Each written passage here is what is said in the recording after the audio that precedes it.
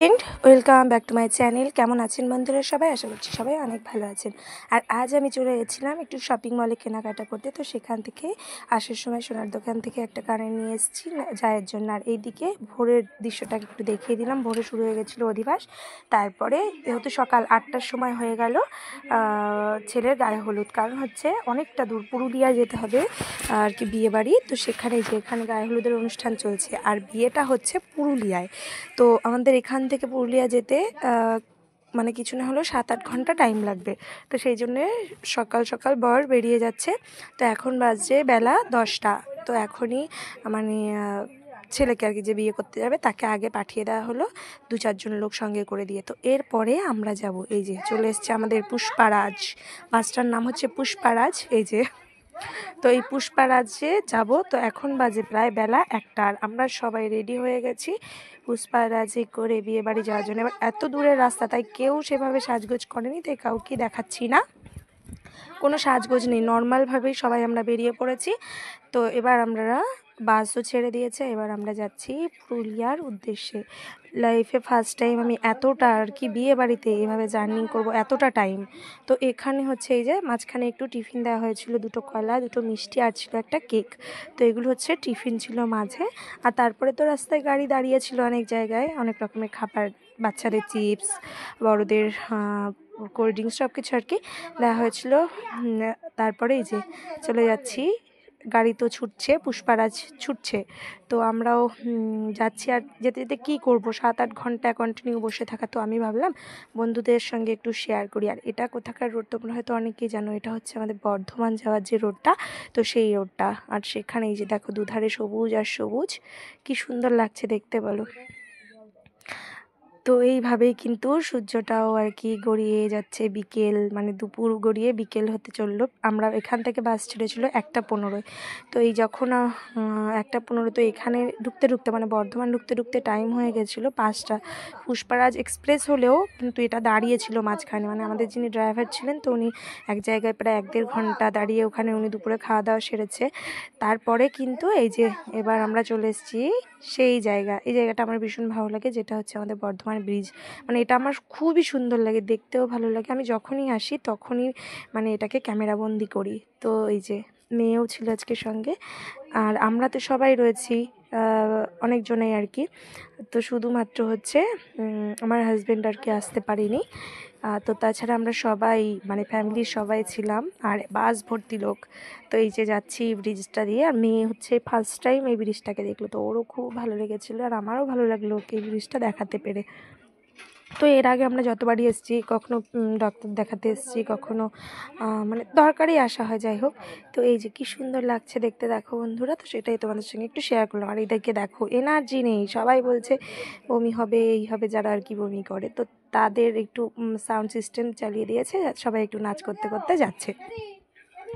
তারপর দেখো বন্ধুরা, আমি যেহেতু বিয়ে বাড়িতে রয়েছি, হয়তো সাইড থেকে একটু আওয়াজ আসছে, তো তোমরা কিছু মনে করো না। এটা হচ্ছে দুর্গাপুর রোড। আর কি ভালো লাগছে দেখতে দেখো। সব থেকে বেশি ভালো লাগে আমার রাতে, মানে গাড়িতে করে কোথাও যেতে, রাতের বেলায় ট্রেন বলো বা দূরে, আমার খুব ভালো লাগে। তো এই দেখো, এটা হচ্ছে দুর্গাপুর ব্যারেজ। তো ব্যারেজটা পেরিয়ে গিয়ে এই যে আমরা যাচ্ছি।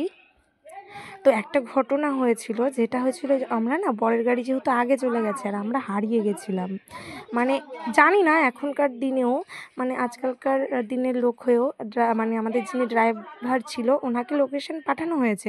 তো উনি সেই লোকেশন অনুযায়ী উনি মানে লোকেশন হয়তো উনি দেখতে পারে না নাকি জানি না, তবে উনি অন্য জায়গায় মানে 2 ঘন্টা 1.5-2 ঘন্টা রাস্তা আমাদের পার করে নিয়ে চলে গেছিলো। আর যেখানে নিয়েছিল সেটা চারিদিকে জঙ্গল। মানে আমাদের আমরা 1টা 15 বেরিয়েছি, আমাদের ওখানে পৌঁছানোর কথা ছিল 7টায়, সেখানে আমরা পৌঁছেছি 11:30টায়।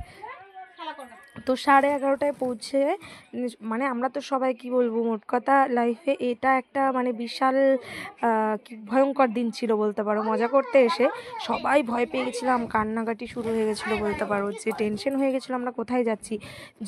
মোটামুটি 3বার রাস্তা ভুল করে আমাদের অন্য জায়গায় নিয়ে গেছে, আবার রিটার্ন নিয়ে যাচ্ছে, এরকম করে 3বার মানে আমাদের এভাবে উল্টোপাল্টাভাবে নিয়ে গেছে। তারপরে বিয়েবাড়ি থেকে হঠাৎ করে রাস্তা মানে ফাঁকা রাস্তার চারিদিকে কোথাও লোকজন নেই। হঠাৎ করে মানে বিয়েবাড়ির থেকে লোক একটা গাড়ি নিয়ে এসছে, তো সেটা দেখেও আমরা ভয় পেয়ে গেছি। কারণ আমরা জানি যে অনেক সময় হয় না, দূরের বিয়ের গাড়িতে অনেক সময় অ্যাটাক হয় বা ডাকাতি হয় এরকম।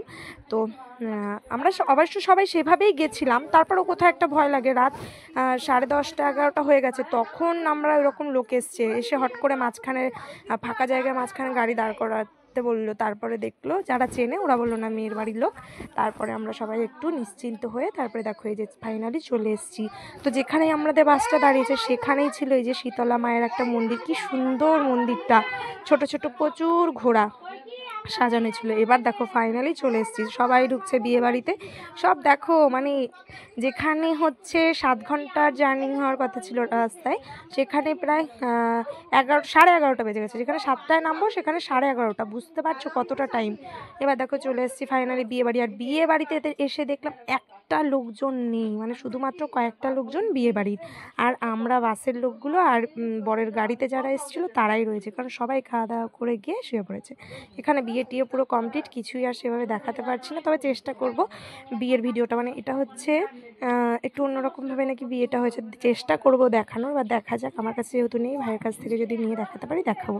তো এখানে দেখো এই যে এখানে বিয়ে হয়েছে, তো সেটাই একটু তোমাদের সঙ্গে শেয়ার করছি। আর লাস্টে একদমই এনার্জি ছিল না এতটা জার্নি করার পর, তবুও একটু দেখিয়ে দিলাম ফাঁকা বাড়িতে। তো এই যে দেখো এখানে এইরকম করে বিয়ে হচ্ছে, কোনো ঘটফট নেই। একটা বাঁশের মাথায় হচ্ছে মানে কি বলে মুটুকটা দিয়ে তারপরে একটু সাজানো তলাটাও দেখলাম। তারপরে রাতে খাওয়ার তো কোনো এনার্জি ছিল না, তারপরেও সেভাবে খেতে পারিনি। আমার থালাটা পুরো ধরা, মেয়ের থালাটাও পুরো ধরা, তবুও একটু তোমাদের দেখাচ্ছি। আর বাইরের কোনো লোক নেই, সব আমরাই ছিলাম। তো যাই হোক বন্ধুরা, আমার ভিডিও তোমাদের কেমন লাগে অবশ্যই একটু লাইক কমেন্ট করে জানিয়ে দিও। আর এরপরেও আরও আসবে ভিডিও, সবটাই তোমাদের জানাবো কি হয়েছে না হয়েছে। তো প্রথমে আমি এর থেকে বড় আর করছি না, তাহলে দেখতে তোমাদেরও ভালো লাগবে না।